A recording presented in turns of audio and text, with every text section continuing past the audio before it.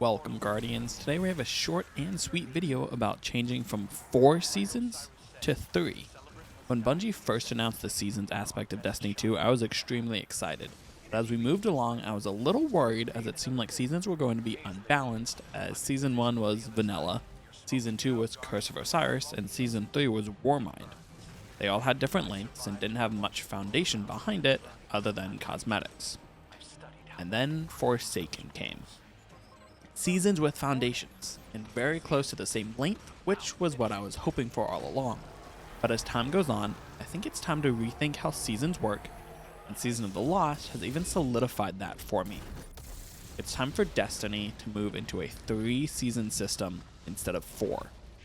This is not just a personal thing for me, but I think it would help Bungie out quite a bit because they won't have to crunch as much to make sure they get the content out. They'll have more time to produce possibly even better content. But even if they don't want that, it would at least allow them to make sure the devs aren't in a toxic work environment and could even possibly make sure bugs are fixed even quicker. But this is mostly for personal reasons. Season of the Lost was the first time I was able to hit Pinnacle Cap, even hit 20 plus on the artifact, which allows me to participate in master level content and Grandmaster Nightfalls for the very first time. And I honestly have had a huge blast doing those GMs. Obviously, Season of the Lost was 6 months long, but I'd be able to get there in 4 months fairly easily instead of the 3.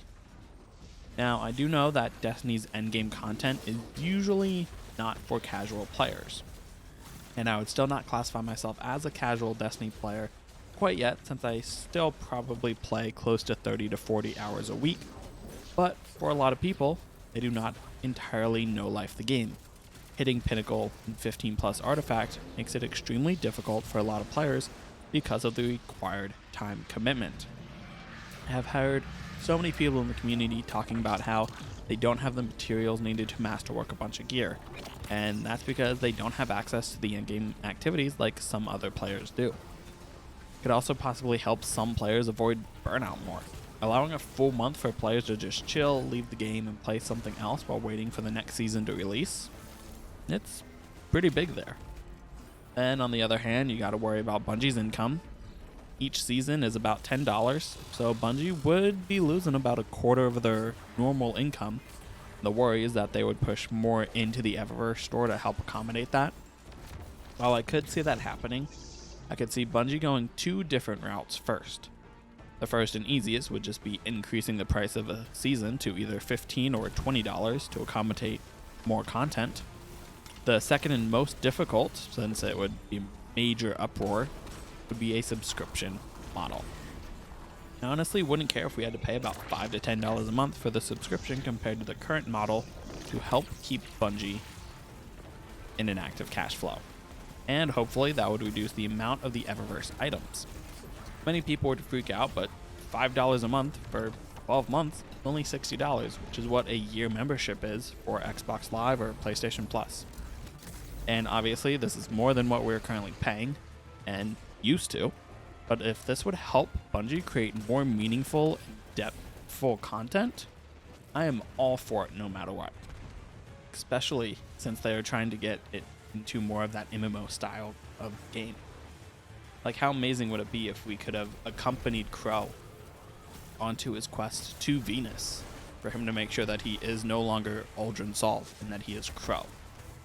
Like, extra money and extra time could have allowed that to happen. Wow, that could be like an escort mission that nobody likes. Still would have been great to see that happen in-game instead of lore. We could have gotten a Sagira cutscene. Well, maybe not because of what's possibly happening with that. But I wouldn't see Bungie doing that anytime soon within Destiny 2's lifespan, since we are already in a structured year system. But I could see it happening after the final shape, if Bungie does move on to a Destiny 3 at that point. I do think that Bungie could pull it off before the end of final shape, be a much more seamless transition, and would actually help keep a lot of the active players at that time. But I would really love to see all of this happen, but we'll have to see what happens down the road. Make sure to leave your thoughts behind this matter down below in the comment section so I can check them out. Till next time, Guardians, stay safe.